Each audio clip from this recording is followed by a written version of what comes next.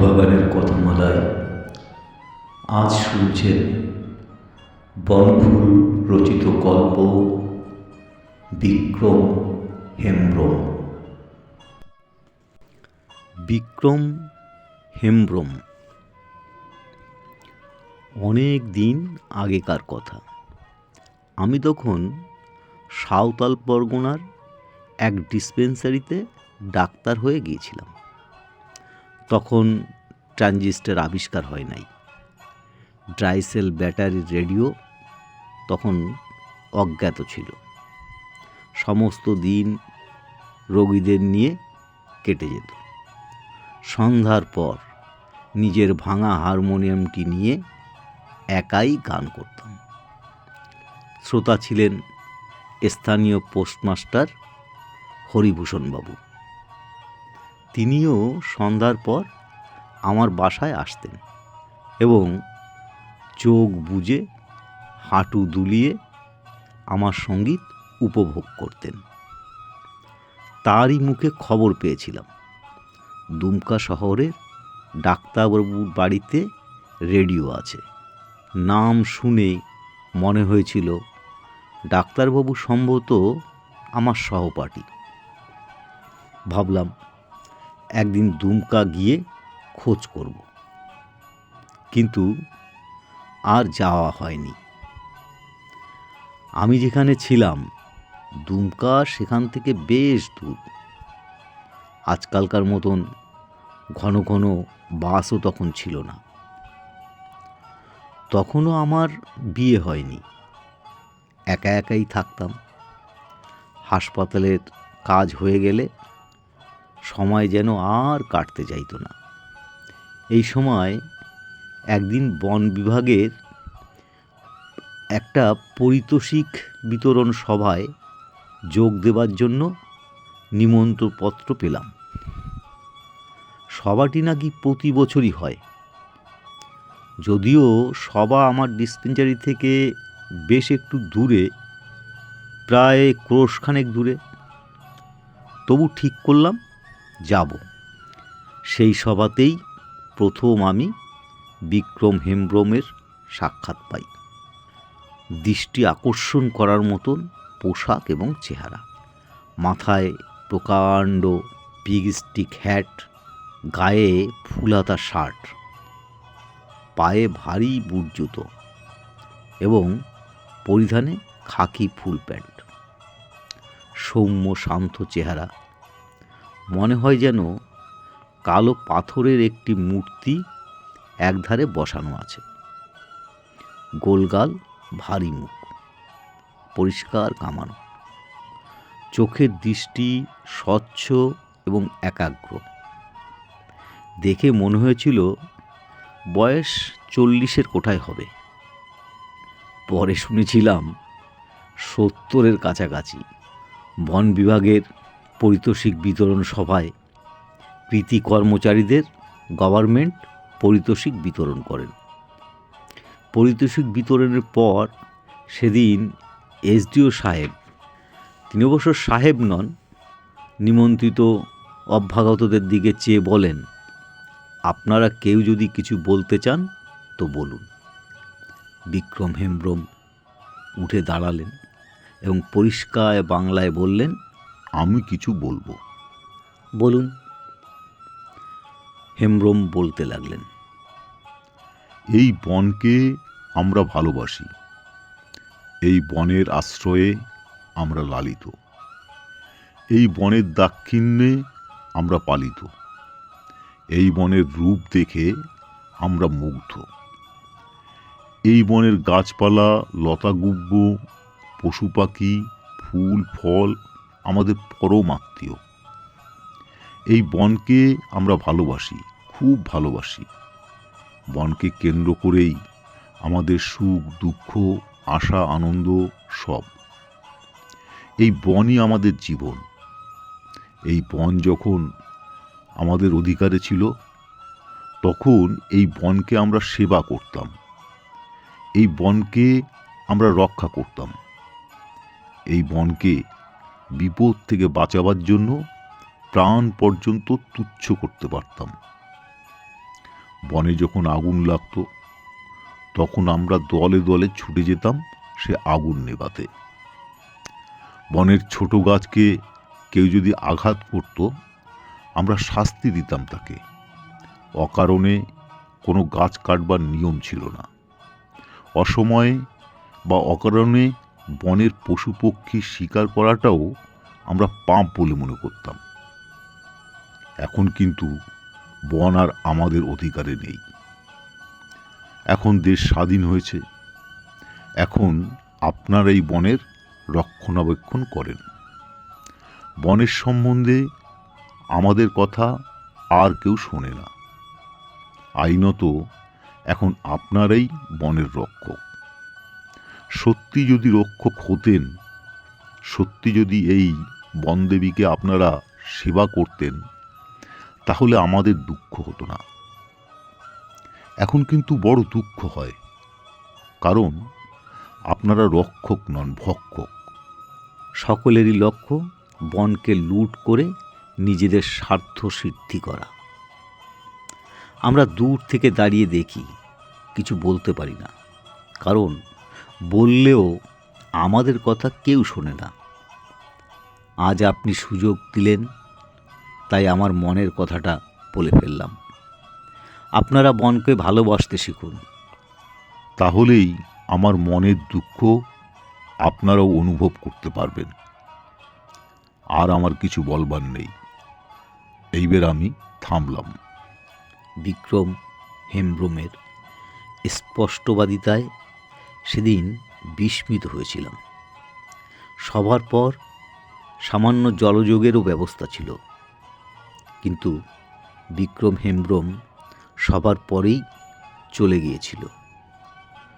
শুনেছিলাম কোথাও তিনি খান না। আর একদিনের ঘটনা। হাসপাতালে কাজ করছি, চারিদিকে সাঁওতাল রোগীর ভিড়। হঠাৎ তাদের মধ্যে একটা চাঞ্চল্য জাগল। ঘাড় ফিরিয়ে দেখি দ্বার প্রান্তে বিক্রম হেমব্রম এসে দাঁড়িয়ে আছেন।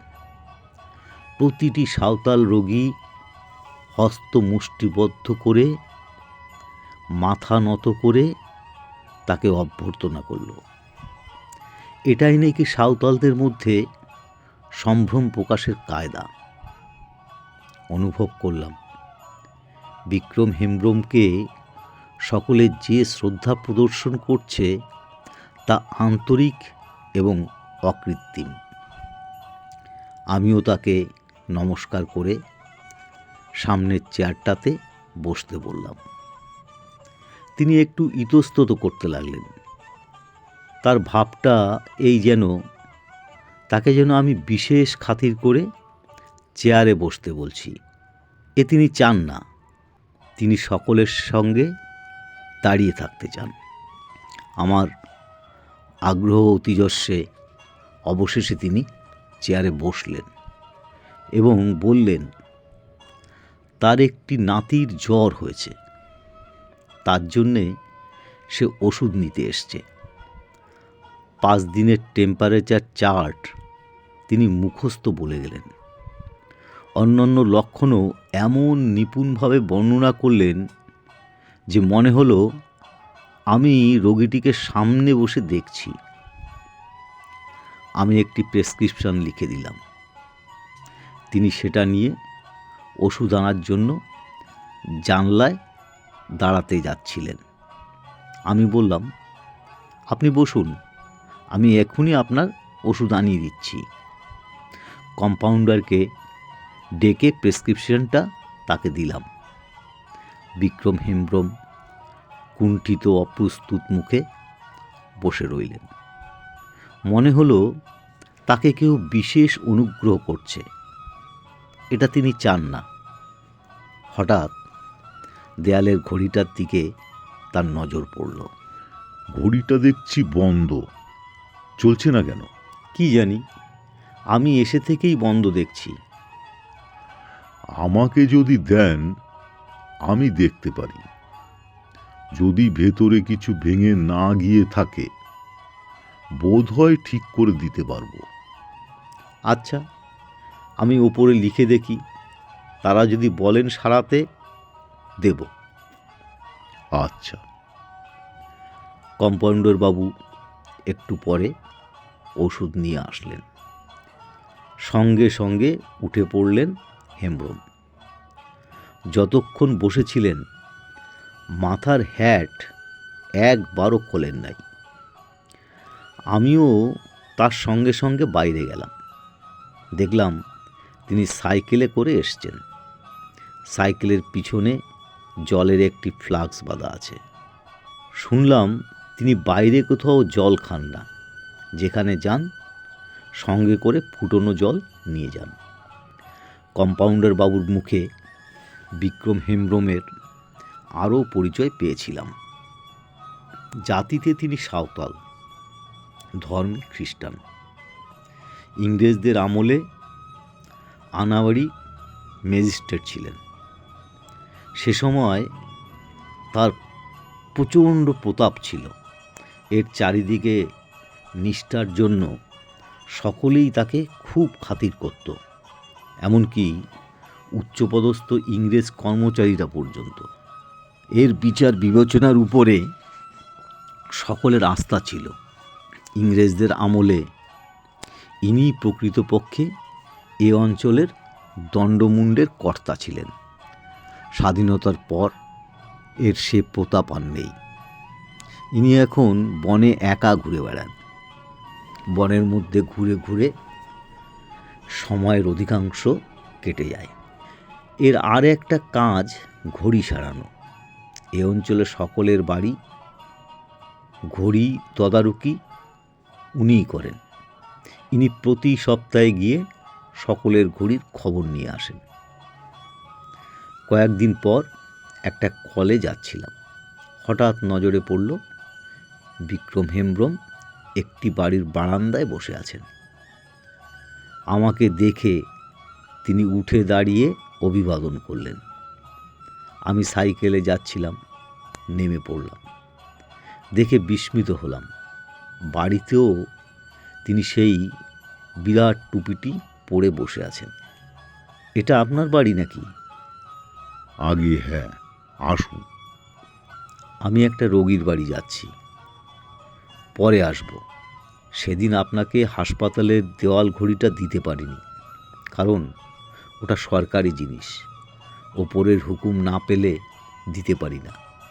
তবে আমার একটা পুরনো সোনার ঘড়ি আছে, বাবার কাছ থেকে উপহার পেয়েছিলাম।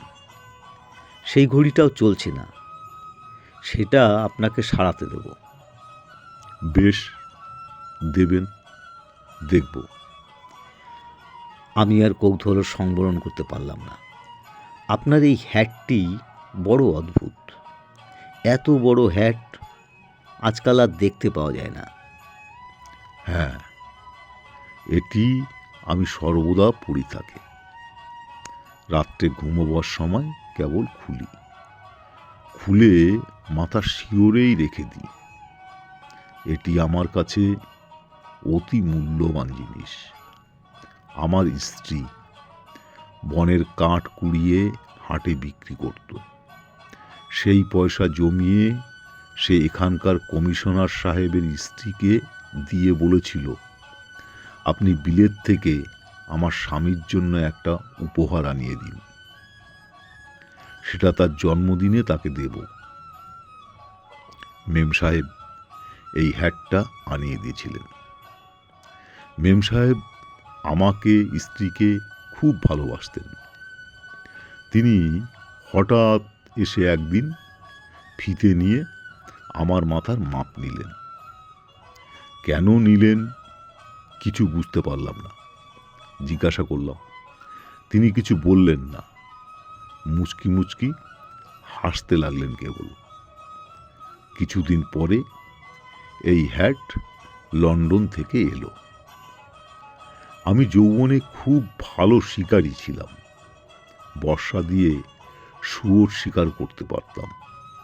তাই বোধহয় এই হ্যাট আমাকে আনিয়ে দিয়েছিল।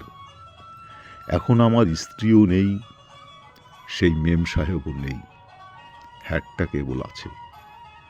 তাই ওটাকে মাথা থেকে আর নামাই না।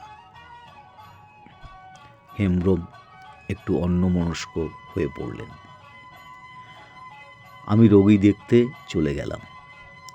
রোগীর বাড়ি থেকে ফিরে দেখলাম তিনি আমার ডিসপেন্সারিতে এসে বসে আছেন। কই, আপনার ঘড়িটা দিন দেখি। তার মুখে একটা শিশুসুলভ আগ্রহ ফুটে উঠেছিল। দেখে ভারী ভালো লাগলো। ঘড়িটা বের করে আনলাম। এরকম ঘড়ি আজকাল দেখা যায় না। ঘড়ির সঙ্গে আলাদা চাবি থাকে, সেই চাবি দিয়ে দম দিতে হয়। ঘড়ির সামনেটা ঢাকা দেওয়া, মাথার দিকে টিপলে ঢাকনা খুলে যায়। পিছনের দিকে একটা ঢাকনা আছে, সেটাও স্প্রিংয়ের কৌশলে খোলা যায়। সেখানে ঘড়ির দম দেওয়ার জন্য একটা ঘড়ির কাঁটা, সারাইয়ের জন্য আর একটা ছিদ্র আছে। হেমব্রম বললেন, এ তো একটা অমূল্য জিনিস। দু একবার নেড়ে চেড়ে কানের কাছে ধরে রাখলেন। না, চলছে না। কাল আমি বলবো এটা সারাতে পারবো কি না। যদি সারাতে না পারি, কালই ফেরত দিয়ে যাব। এখন আমি যাই। আপনি ধনেশ পাখি দেখেছেন? না। যদি এখন হাতে কাজ না থাকে, আমার সঙ্গে আসতে পারেন। আজ দুটো ধনেশ পাখি আসবে। তাই নাকি? আজই আসবে কি করে বুঝলেন? আমি জানি, প্রতি বছর মাঘী পূর্ণিমার দিন ওরা আসে। আমি ছেলেবেলা থেকে দেখছি। চলুন। সাইকেলে চড়ে উভয়ে রওনা দিলাম। বনের প্রান্তে এসে হেমব্রম বললেন, সাইকেল থেকে এবার নামতে হবে। সাইকেল দুটো এখানেই থাক। কেউ নিয়ে যাবে না তো? না, আমার সাইকেলে গরম জলের বোতল বাঁধা আছে। কেউ নেবে না ওটা। আপনারটাও নেবে বলে মনে হয় না। এমন সময় বনের প্রান্তে একটি সাঁওতাল কিশোরী দেখা গেল। হেমব্রমকে দেখে সাঁওতালি কায়দায় অভিবাদন করল সে। বনের ধারে সে কাঠ কুড়াচ্ছিল। ঝুমড়ি, তুই আমাদের সাইকেল পাহারা দে। আমরা বনের ভেতর যাচ্ছি। মেয়েটি ঘাড় নেড়ে এগিয়ে আসলো। কুচকুচে কালো রং, তবু সে শ্রীমতী। মাথায় একটি নীলকণ্ঠ পাখির পালক গোজা। বনের ভিতর কিছু দূর গিয়ে হেমব্রম দাঁড়িয়ে পড়লেন। আস্তে আস্তে আমার কানের কাছে মুখ এনে বললেন, সামনে ওই দূরের গাছটার দিকে চেয়ে দেখুন। দুটো ধ্যানেশ বসে আছে। আজ সমস্ত দিন এই বনে থাকবে, তারপর চলে যাবে। বিরাট চক্ষু ধনেশ পাখি দুটোকে দেখে অবাক হয়ে গেলাম। হেমব্রম বললেন, ওরা আসাম থেকে আসে। আসামের বনের খবর ওরা আমাদের বনকে দিয়ে যায়, আর আমাদের বনের খবর নিয়ে যায় আসামের বনে। কি করে বুঝলেন? অকম্পিত কণ্ঠে উত্তর দিলেন হেমব্রম, আমি জানি। আমি অবাক হয়ে ধ্যানেশ পাখি দুটিকে দেখছিলাম। হেমব্রম বললেন, চলুন ওই গাছটার তলায় বসা যাক। একটা বড় গাছের ছায়ায় গিয়ে আমরা দুজনে উপবেশন করলাম। হেমব্রম বললেন, এই গাছটার উপর আমার বিশেষ মায়া আছে। এই গাছের তলায় আমার জন্ম হয়েছিল। আমার মা রোজ বনে কাঠ কুড়োতে আসতে। যখন প্রসব বেদনা ধরে, তখন তিনি এখানেই ছিলেন। একটু চুপ করে রইলেন। তারপর বললেন, আমি সময় পেলেই এখানে চলে আসি। কিছুক্ষণ নীরবতার পর বললেন, ওই যে ফাঁকা জায়গাটা দেখছেন, ওখানে একটা গাছ ছিল, ঠিক এই গাছের জুড়ি। কেটে ফেলেছে ওরা গাছটাকে, কেটে বিক্রি করে দিয়েছে, চুরি করে নিয়ে গেছে। বনের প্রতি কারো মমতা নেই, সবাই চোর। নীরব হয়ে বসে রইলাম দুজনে। পরদিন হেমব্রম এসে বলে গেলেন ঘড়িটা তিনি সারিয়ে দিতে পারবেন, তবে সারাতে মাসখানেক লাগবে। 1 মাসের কিছু পূর্বেই আমাকে আর একবার হেমব্রমের বাড়ির দিকে যেতে হয়েছিল। ভাবলাম জানিয়ে যাই ঘড়িটা সারানো হয়েছে কি না। হেমব্রম বাড়িতেই ছিলেন। ঘড়ি ঠিক হয়ে গেছে, তবে এখনো 1 মিনিট স্লো আছে। আজ ওটা দেব না, ঠিক 1 মাস পরে পাবেন। তারপর ঘড়িটি বের করে কানের কাছে ধরে রাখলেন। দেখলাম তার চোখের পাতা দুটি বুজে আসলো। তন্ময় হয়ে তিনি ঘড়ির শব্দ শুনতে লাগলেন। অনেকক্ষণ ধরে শুনলেন। আর একটু রেগুলেট করতে হবে। চমৎকার ঘড়ি, যত্ন করে রাখবেন আর ঠিক সময় খাবার দেবেন। খাবার? খাবার মানে দম। ঠিক একই সময় দম দেওয়া চাই। আমি সকাল 7টার সময় রোজ দম দিচ্ছি, আপনিও তাই দেবেন। আবার ঘড়িটি কানের কাছে ধরলেন। আবার তার চোখের পাতা বুজে আসলো। ঠিক 1 মাস পরে ঘড়িটি তিনি আমাকে দিয়ে গেলেন। আমি একটু সংকোচের সঙ্গে জানতে চাইলাম এজন্য কত দিতে হবে। হেমব্রম হাসি মুখে মাথা নেড়ে বললেন, কিছুই দিতে হবে না। এটা আমার পেশা নয়, এটাকে আমি পবিত্র কর্তব্য বলে মনে করি। আগে আমি এ অঞ্চলের সবাইকে নিয়ন্ত্রণ করতাম, এখন আমার সে ক্ষমতা নেই। এখন কেবল ঘড়ি নিয়ন্ত্রণ করি। ঘড়ি ঠিক না থাকলে পাঞ্চুয়ালিটি থাকে না, আর তা না থাকলে সমস্ত জীবনটাই এলোমেলো হয়ে যায়। হেমব্রম হাসি মুখে আমার মুখের দিকে চেয়ে থাকলেন। হেমব্রম কতদূর লেখাপড়া করেছিলেন জানতে পারিনি, কিন্তু ক্রমশই বুঝতে পেরেছিলাম তিনি শিক্ষিত ও দিগ্গজ ব্যক্তি। 1 মাস পরে দৈবাত একদিন আমার সেই দুমকার ডাক্তার বন্ধুটির সঙ্গে দেখা। নানা কথার পর সে বলল, বিক্রম হেমব্রমের সঙ্গে তোমার আলাপ হয়েছে নাকি? তুমি কি করে জানলে? ও প্রায় প্রতিদিন রাত 9টার সময় আমার কাছে যেত রেডিওতে ঘড়ি মেলাবার জন্য। তখনই ও বলেছিল তোমার একটা খুব ভালো ঘড়ি ও সারাচ্ছে। অত দূর যেত রোজ? হ্যাঁ, সাইকেলে যেত। অদ্ভুত লোক, ওরকম লোক আমি দেখিনি। আরও প্রায় বছরখানেক পর একদিন একটি সাঁওতাল ছুটে এসে আমাকে খবর দিলি,